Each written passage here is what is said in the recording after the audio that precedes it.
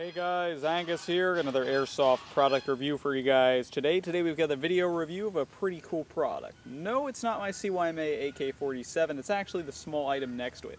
Today's review is of the DBOYS GP-25. It's a grenade launcher for your AK series weapon. You don't need rails for it, it mounts on your AK-74 style AEG. We're going to go ahead and get into the review of it today. If you're interested in purchasing it, there'll be a link down below in the description to Tiger 111 HK, an overseas site where you can buy it for about $65. And with that being said, let's go ahead and hop right into this review.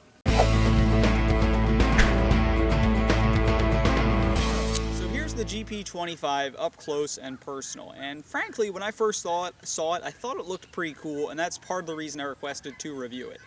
Didn't really think about the AK part, just thought this is really cool. Now again, how it mounts is this is going to take up your outer barrel, and this is going to go directly underneath your weapon's handguard, so therefore you can't grip your handguard anymore, you'll be gripping the pistol grip. At least in my case, it's very stubby, it's a very stubby little grip, which is good. It doesn't necessarily get in the way, say you're trying to reload your big old AK magazines, but in my personal opinion, it's very uncomfortable to grip, and there's not much to grip onto whatsoever.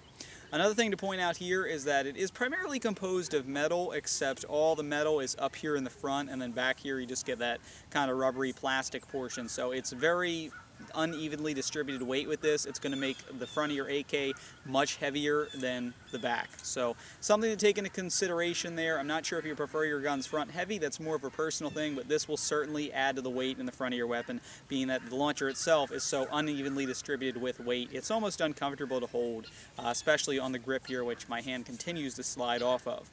However, it certainly is built rather well. Besides this back half here, the metal portion, I doubt that's going to break, say if it whacks against a wall or something like that. It's pretty darn solid. Now, taking a closer look at the launcher here, it's a very simple mechanism, just like any other grenade launcher.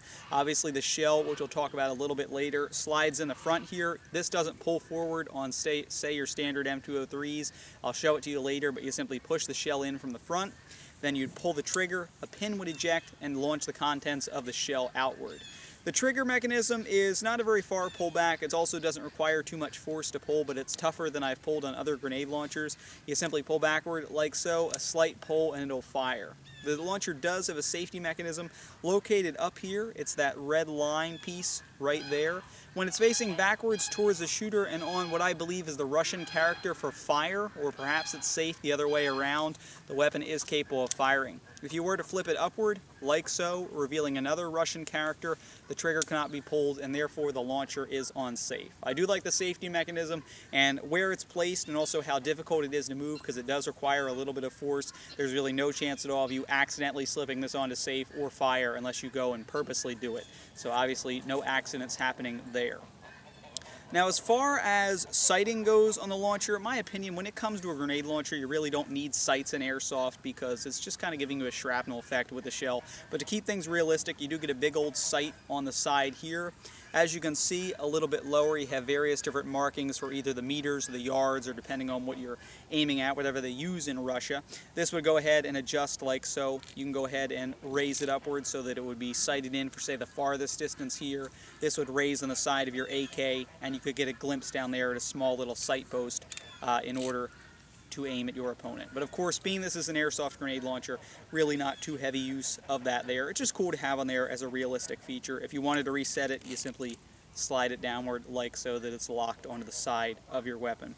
This does get a little annoying because you can easily shift it around. Say it accidentally bounces at something, you might sling it up there. And as you can see, I'm glad that just happened. It shows that some of the parts here aren't exactly attached, that whole mechanism kind of falling apart right there.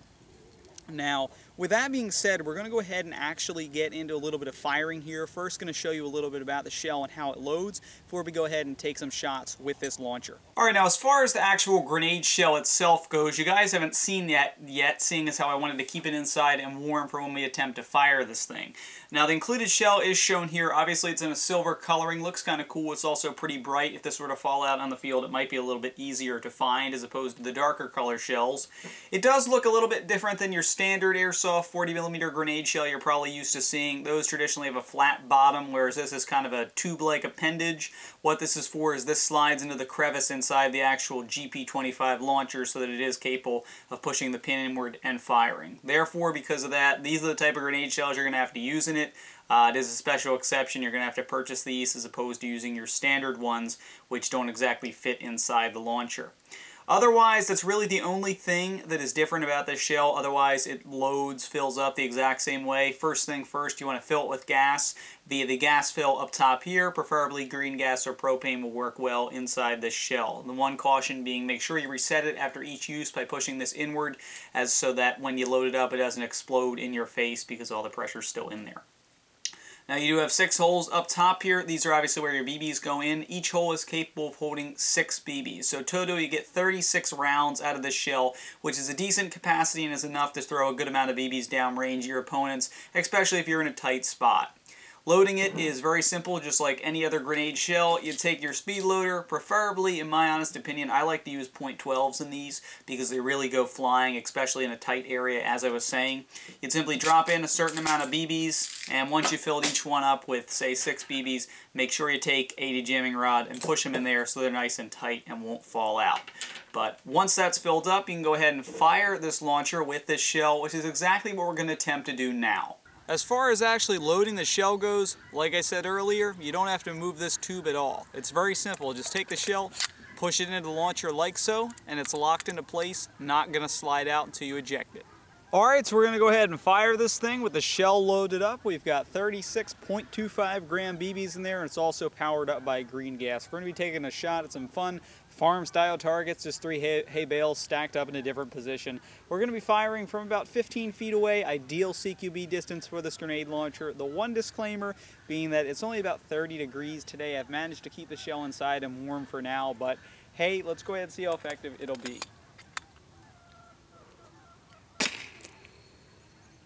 That was pretty darn good for 30 degrees. Alright, so I'm pretty personally happy that that ended up working out. We got to see a decent performance out of the GP-25. As you can see, it's just what you'd expect from a grenade launcher. A big blast of BBs scattered in all different ways. Not really much accuracy, but the point is it gives you a shrapnel effect. And if you're in CQB, say clearing a room or in the tight hallway, that could really be devastating, especially with BBs bouncing off the wall and everything. Especially when you got 36 of them firing out of this shell. Once you've gone ahead and fired your rounds out of it, you simply eject it by pushing in on an ejection piece located on the left side of the launcher. Push it in, and the shell simply drops out like so. Of course, if you're dropping it, I'd recommend catching it. Overall, the grenade launcher has a pretty nice performance on it. It's built decently solidly. You have to argue with the whole sight piece being gone now that I just gave it a couple shakes and it flew off. That is something to definitely take into consideration. But as far as performance goes, it certainly doesn't disappoint. Gives you the exact performance you'd expect out of a grenade launcher. And if you're looking for that added dimension to your standard AK without having to add a bunch of rails to it, this could be a pretty cool piece for about $65. So with that being said, guys, this has been Deathcore Airsoft's review of the DBOYS GP-25 grenade launcher for your AK series AEG.